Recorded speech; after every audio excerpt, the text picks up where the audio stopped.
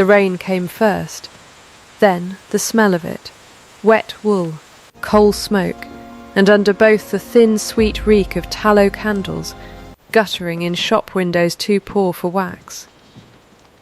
Thorncombe smelled that way every autumn morning, and every autumn morning Clara Fenwick walked through it with her basket on her arm, and her hem already dark to the knee. She was the kind of woman a shop clerk's eye passed over on its way to somebody worth serving first. 25, thin through the wrists, plain of face in the way that made people search for a kinder word and settle, after a moment on sensible. She mended what other people had given up on. Bindings mostly, the spines of ledgers and prayer books, and the one Atlas the vicar would not let die. Though she had also, once or twice, coaxed a torn collar of lace back into something a bride could wear without shame. She did it for shillings when there were shillings, and for nothing when there were not, and she had long ago stopped telling people which was which. She was not going to the glass shop for herself. She never went anywhere for herself if there was a way around it. She went because her aunt's chest had worsened in the night, and the apothecary's boy had said the camphor bottle Aunt Winifred liked was to be had cheapest at Coswell's, which sold both physic and china out of the same crowded front room, as small towns did when there was not custom enough for 2 shops of anything. The shop was going to lose a girl before noon, though Clara did not know that yet, walking in out of the wet with the bell over the door giving its one thin note. Coswell smelled of camphor and beeswax polish, and, underneath, the mineral coldness of glass stacked 12 rows deep. It was a narrow room, over full, the kind of shop where a careless elbow could undo a week's wages in a single sound. Behind the counter a girl of perhaps 16 was dusting a shelf of cut crystal with a rag too small for the job, her arms trembling with the particular fatigue of someone who has been made to stand since dawn. Clara knew her a little. Ivy Marsh, whose mother coughed the way Clara's aunt coughed, whose father had left 3 younger children and a debt when the fever took him 2 winters back. Ivy worked at Coswell's for 4 shillings a week, and gave 3 of them to her mother before she had spent a farthing on herself. Clara was still deciding between the smaller camphor bottle and the one that cost a penny more when it happened. Ivy's rag caught the foot of a decanter, a tall cut glass thing, with a stopper shaped like an acorn, and the decanter went over the shelf's edge and struck the flagstones, and became, in one clean report, 40 separate pieces. The shop went very quiet. Coswell came out from the back room already speaking before he had finished the doorway, and what he said was that the decanter had cost him 11 shillings from Bristol, and that Ivy Marsh could find that 11 shillings by Friday week, or she could find another situation, and he did not much care which. And he did not lower his voice to say it, though there were 3 customers in the shop to hear him say it. Ivy did not answer. Her hands had gone white on the rag. She was doing the arithmetic a girl does when she knows exactly how many shillings her family has, and exactly how many it does not, and the sum was not coming out anywhere close to 11. Clara set down the camphor bottle very carefully, the way she set down anything she meant to pick up again in a moment. She did not raise her voice. She did not look at Ivy, because she understood, without deciding to understand it, that Ivy could not bear to be looked at just then. She only opened her small purse, counted out 11 shillings that were very nearly all the coin she owned in the world, and set them on the counter in front of Mr. Coswell. "I did that," she said. "Not the girl. I put my basket against the shelf. You'll take the money from me." It was not true. Mr. Coswell knew it was not true, and so plainly did every soul in the shop who had watched Ivy's rag catch the foot of the decanter with their own 2 eyes. But Clara Fenwick had 11 shillings in coin on his counter, and a face that did not invite argument. And 11 shillings spends the same whether the story attached to it is true or not. He took the money. There was a man at the far end of the counter, examining a case of window glass with the unhurried attention of someone who has nowhere in particular to be, dressed plainly enough that no one in the shop had troubled to notice him at all. He was tall, dark-haired, with a jaw that had never quite unclenched, and eyes so deep a brown they read as black in the shop's poor light. He had come in to price glazing for a set of conservatory frames, a task any competent steward could have managed for him, except that he had wanted, this once, to walk into a town under no name at all and see what the town was, when it did not know a duke was walking through it. He had watched the whole of it. The decanter falling, the shopkeeper's cruelty, delivered in the mild, reasonable voice men use when they know no one will stop them. The girl's white hands. And then the plain woman in the wet cloak, setting down 11 shillings she plainly could not spare, telling a lie that cost her nothing but her own good name in a shopkeeper's eyes, so that a stranger's daughter would not lose her place. She had not looked round to see who watched her do it. That was the thing he would turn over for a long while afterward. She had not looked round at all. Ivy found her outside, under the shop's narrow eave, and tried to press 2 of her own shillings back into Clara's hand, and Clara folded the girl's fingers closed over the coin instead, and said only that she would have done it for anyone, which was true, and which was also, she would learn, the exact thing that ruins a person for being thanked properly ever again. She walked home with an empty purse and a bottle of the cheaper camphor, because she could no longer afford the dearer one, and she did not think of the shop again that day, or believe that anyone of consequence had seen her in it.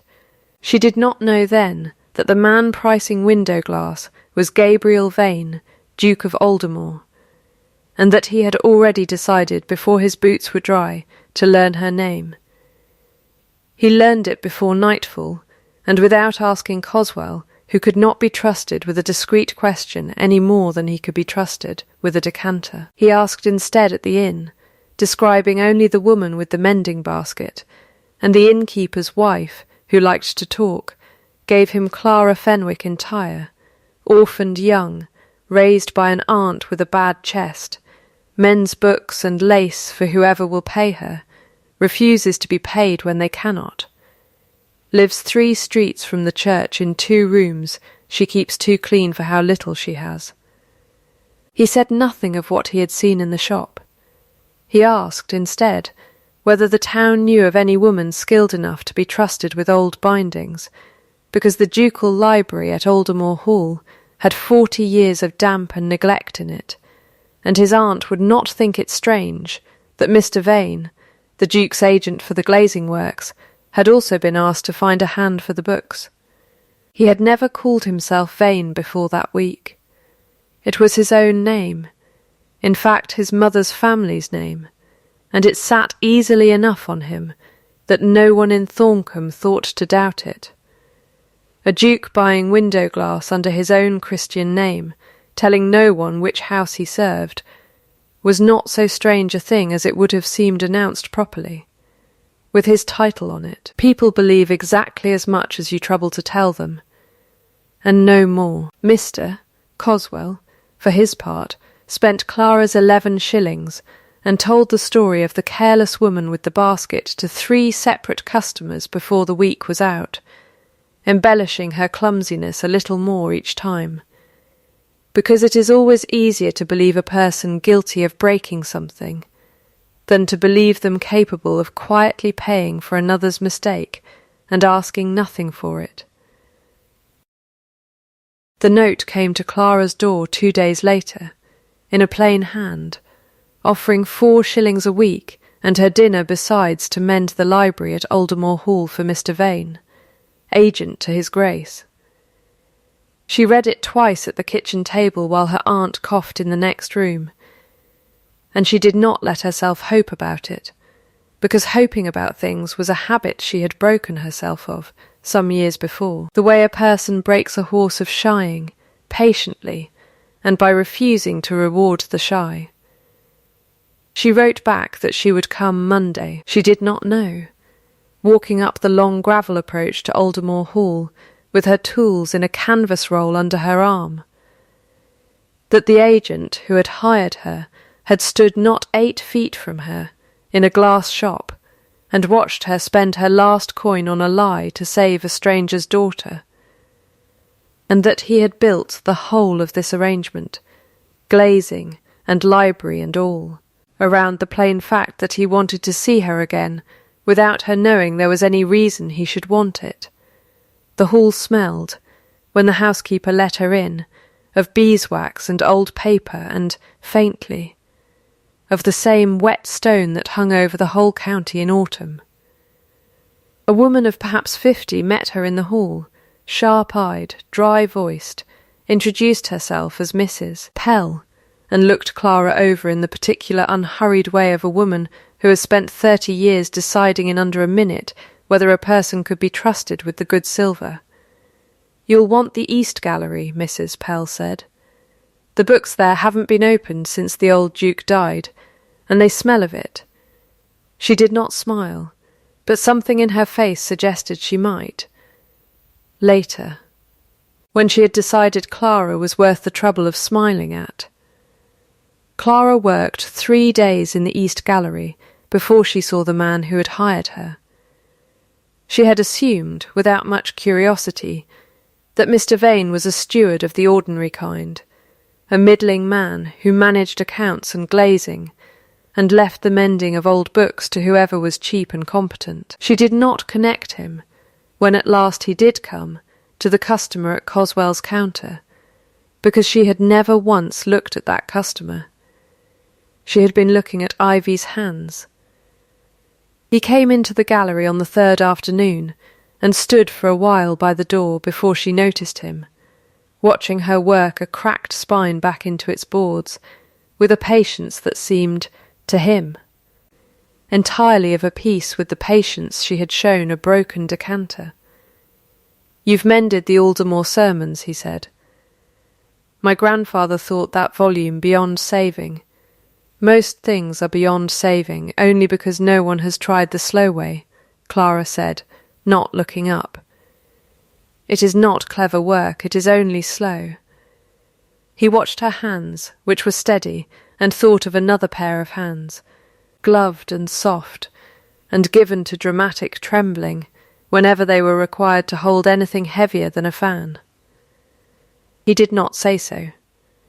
He asked, instead, whether she took payment for slow work or only for clever, and she looked up at that, and something in her face told him she had heard the question as a small joke, and had decided, cautiously, to permit it. "I take payment," she said, "when it is offered honestly, and not otherwise.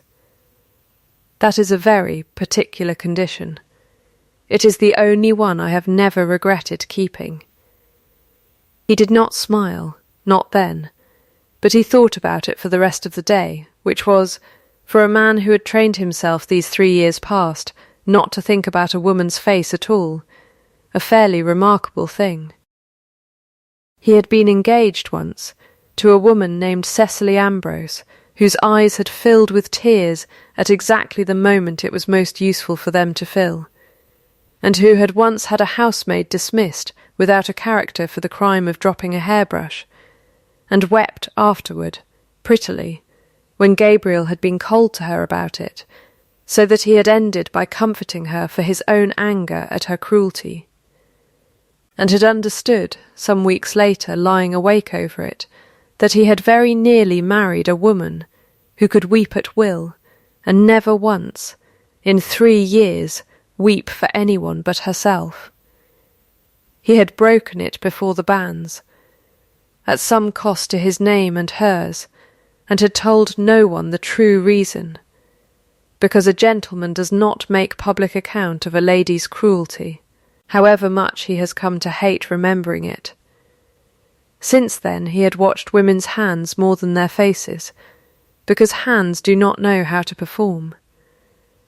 Clara Fenwick's hands, mending a stranger's sermon book for 4 shillings a week, did not tremble, and did not perform, and had not trembled either, he was fairly sure, when she laid 11 shillings on a shopkeeper's counter to save a girl she was not required to save. He began, that same week, to do a number of small things he told no one to attribute to him. He paid, through the physician in Thorncombe, for a course of treatment for Mrs. Marsh's chest, and told the physician only that a well-wisher preferred not to be named, and the physician, being an honest man and glad of the fee, did not press.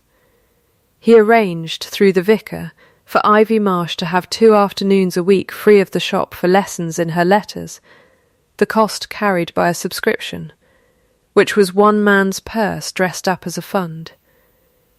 He settled, quietly, a debt of the elder Fenwicks that Clara did not know her aunt still carried, so that a bailiff who had been circling the house for a month simply stopped calling, and Aunt Winifred said only, wonderingly, that perhaps the man had found better custom elsewhere. He asked every time not to be named. It cost him nothing to ask it, and everything, in the small private accounting he kept of himself, to be believed capable of it. He had grown up watched on all sides by people who wanted something from him, and he had discovered, somewhere in his 32nd year, that the only entirely clean pleasure left to him was the doing of good that could never be traced back to his name. Lady Augusta Threll, his father's cousin, who had run the Hall's household since the old Duke's death and expected, in the ordinary way of things, to go on running it until Gabriel married someone of her choosing, noticed none of this, because she did not think it worth noticing what became of a bookbinder hired at 4 shillings a week. She noticed, instead, that the bookbinder was often still in the East Gallery when his Grace's agent, whom she took for exactly what he claimed to be, came to consult her about the day's accounts, and that the consultations had grown, over 3 weeks, considerably longer than window glass required. She said nothing of it at first. Lady Augusta did not waste her better cruelties on small provocations. She waited, the way a woman waits who has made an art of waiting, for an audience worth performing the cruelty in front of. The audience came at the harvest supper the Hall gave each year for the tenants, when half of Thorncombe crowded into the long hall below stairs, and Lady Augusta, presiding as she always did, found Clara Fenwick standing near the door in a mended grey gown that had been let down at the hem twice already. "You're the girl who mends the sermons," Lady Augusta said, in a voice pitched to carry, and smiled, 3 practised beats of it, like a small bell struck and struck and struck again. "How industrious you are, to mend at Alderore by day, and at Coswell's shop by whatever means one hears of. I am told you broke a decanter there, and paid for it out of pure guilt. Or was it out of hope of custom from the gentleman who happened to be standing by? One does hear such enterprising things about clever poor girls. The room had gone quiet in the particular way rooms go quiet when someone has said a cruelty in company, and is waiting to see whether it will be allowed to stand. Clara did not flush, and did not look for Mr. Vane, who was in fact not 8 feet away, and had gone very still. She set her cup down on the nearest table, carefully, the way she set down anything she meant to be steady about. "I did not break the decanter," she said plainly into the quiet. "But I would rather be thought clumsy for another girl's sake than clever for my own. I find the 2 accusations settle differently on a person, my lady. One costs you 1 shilling, the other costs you your name." She did not curtsy on her way out. She did not hurry, either. She walked the length of the hall at the same unbroken pace she had walked it coming in, and only when she was 3 streets from the hall, alone on the dark road with the rain starting again, did she allow her hands to shake, and even then only a little, and only because there was no one left to see it.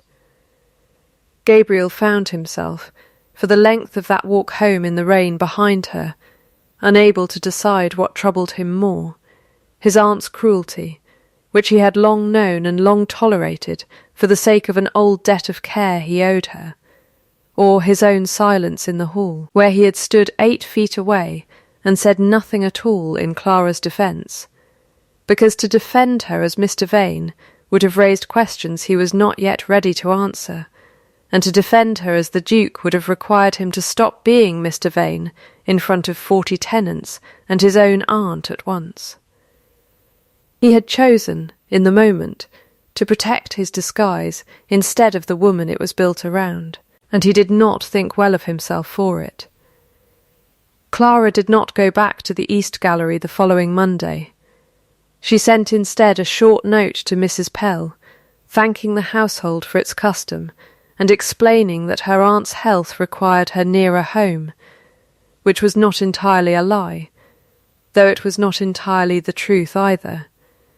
The truth was simpler and harder to write down. She had understood, standing in that long hall with Lady Augusta's bell laugh still ringing in her ears, that whatever small warmth had grown up between herself and the quiet agent who watched her hands while she worked, it could come to nothing that would not end in exactly that kind of cruelty, repeated, for the rest of her life. And she found she had not the stomach to spend the rest of her life being laughed at in 3 practised beats.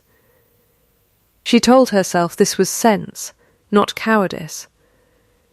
She told herself the same thing 3 or 4 times a day for a week, the way a person repeats a lesson she has not yet made herself believe. Aunt Winifred's chest, meanwhile, continued mysteriously to mend. On physic Clara had not paid for, and could not account for, and the bailiff did not come again, and Ivy Marsh appeared one grey Tuesday at Clara's door in a new pair of boots, her letters improving, her mother's cough much eased, to say that she did not know who was behind any of it, only that someone was, and that the vicar had said when pressed, only that the giver preferred to remain unknown. They always say that, Ivy said, turning the new boots over to admire them again, as though there's shame in it. I should think there's the opposite of shame in it. Clara thought so too, though she could not that week have said why the thought made her sit very still by her own cold hearth and stare for a long while at nothing.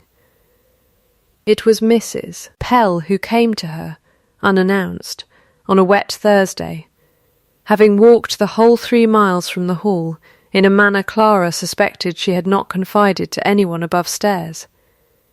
"You'll want to sit down, Mrs.," Pell said, without preamble, "because I have carried this particular piece of news 3 miles in the rain, and I do not intend to carry it twice." She sat herself down first, as if to demonstrate the principle.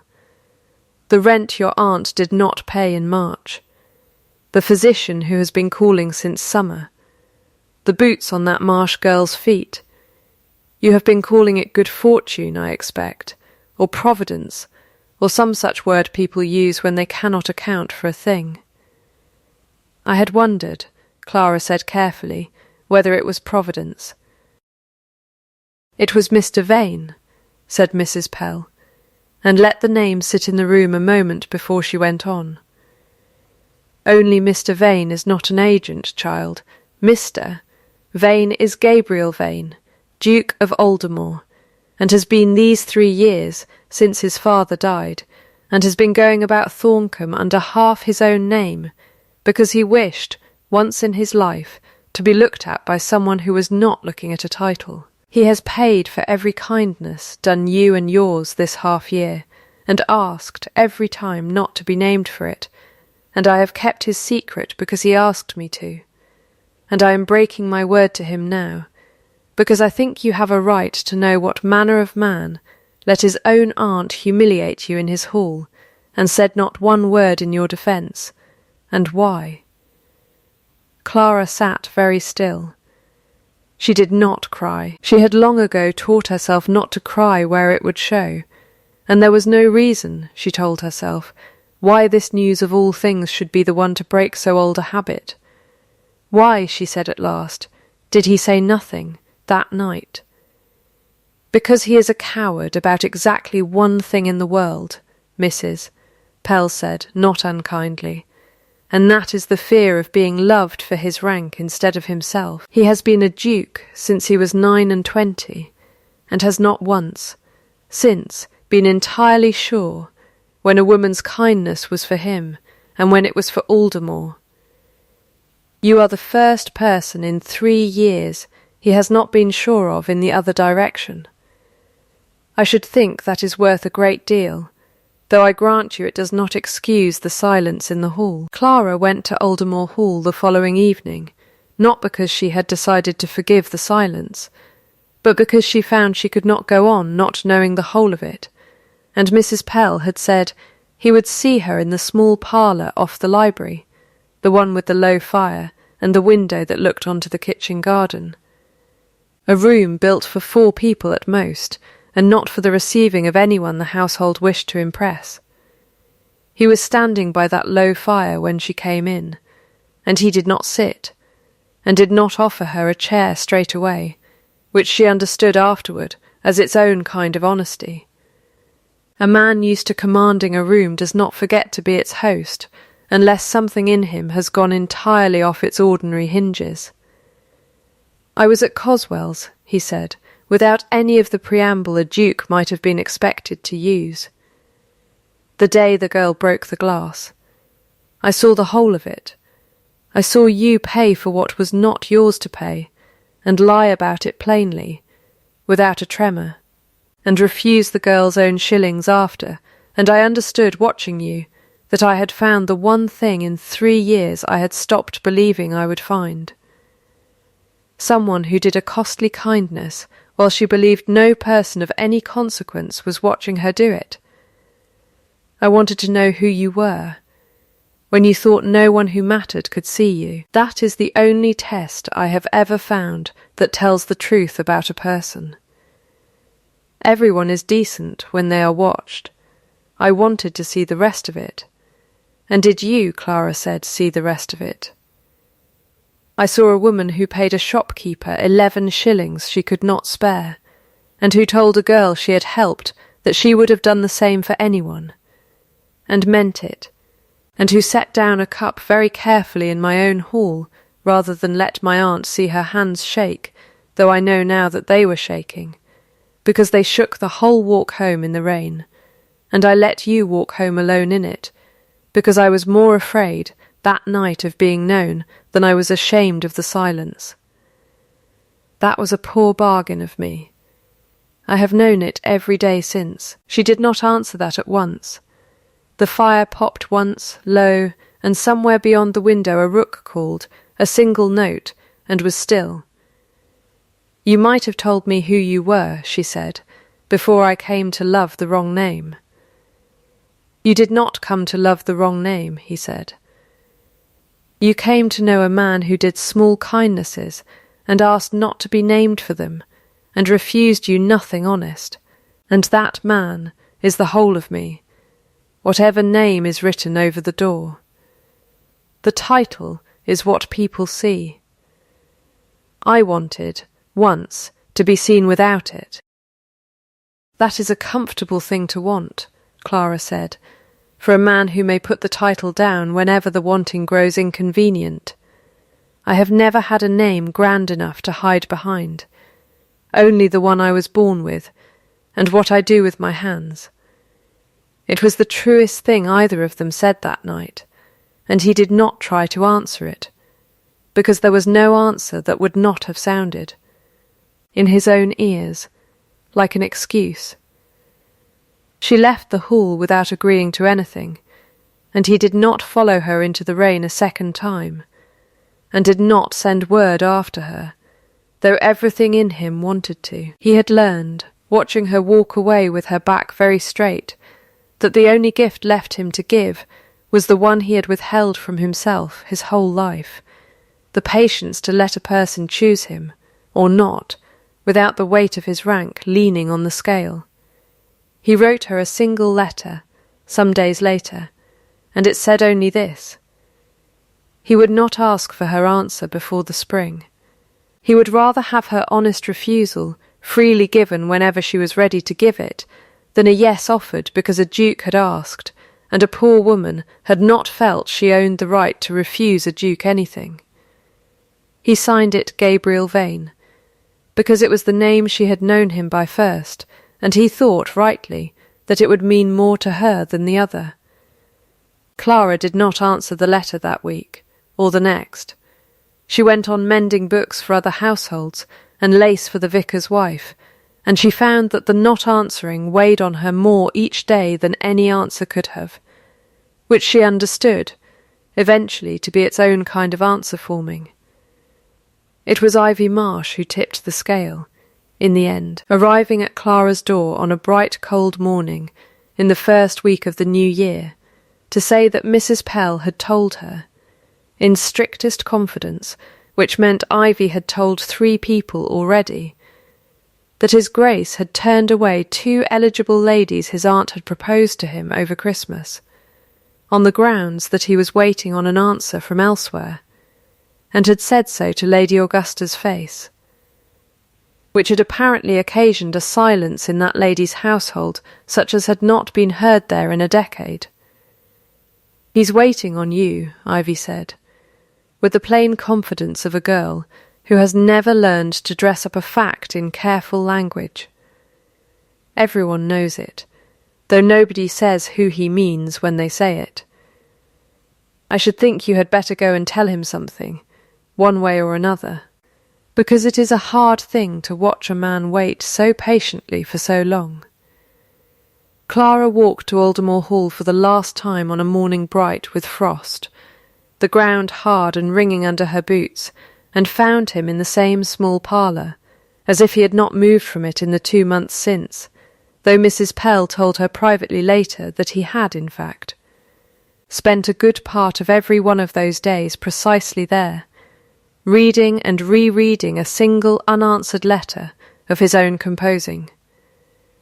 "I have thought about it through the whole of the winter," she said, before he could speak. "Not about whether you are a duke, about whether a man who does kindness and asks not to be thanked for it, and who let his own silence cost me a public shaming rather than be discovered too soon, is a man I could trust with the rest of my life. I have decided he is, provided he understands 3 things. Name them," he said, "and I will keep every one, or tell you plainly if I cannot. You will never again let me be shamed in silence for the sake of your own concealment. You will speak to me as a woman with sense in her own right, not as a poor girl who ought to be grateful for the noticing. And you will let me keep whatever piece of myself I choose to keep, even from you, without asking me to surrender it as proof of love. I have given enough of myself away for free in my life. I find I am no longer willing to call that a virtue." "Agreed," he said, to all 3, and gladly, because they are exactly the terms a man ought to have offered a woman from the start, and I am ashamed it took your asking to teach me so." He did not press her further, and did not take her hand, though she saw that he wanted to, and it was this, more than anything he had said, that finally undid the last of her caution. She drew off her own glove, finger by finger, slowly in the cold parlour light, and held out her bare hand to him, and he took it as though it were the only ceremony either of them required. "Yes," she said, it was the only word she needed, in the end, and she was glad, afterward, that she had made him wait long enough to be sure she meant it. They were married that spring in the small church at Thorncombe, with no more grandeur than a duke's rank made unavoidable. A dozen carriages, where a poorer wedding would have had two. And Ivy Marsh among the witnesses in a new bonnet she had bought with her own wages. Lady Augusta Threll did not attend. She removed herself to Bath within the month, on an allowance her nephew settled generously, and without comment, and was heard from thereafter only in occasional letters that went, by mutual and unspoken agreement, unanswered, a year later, in the same low-fired parlour, with the same window looking out on a kitchen garden gone to frost again. Clara sat with her husband's hand loosely laced in hers, bare, no glove between them, and watched the fire settle the way snow settles on a wall, slow and heavy and sure. On the mantel above them stood a small crystal bird, wings folded, that Gabriel had bought from Mr. Coswell some months before at an absurd price, and never told her the reason for, though she had guessed it easily enough. It was cut from the same case of glass the acorn-stoppered decanter had come from, the one Ivy Marsh had broken on an ordinary Tuesday that had turned out, in the end, not to be ordinary at all. Ivy herself came twice a week now to read to Clara from a primer, her letters grown fine and quick, her mother's cough long gone, and she never once asked who had paid for any of it. Because she had learned, in the asking of it once, that some kindnesses are better received than accounted for. The rook called once outside the window, and was still, and neither of them moved to speak for a long moment, because there are silences a good marriage does not need to fill.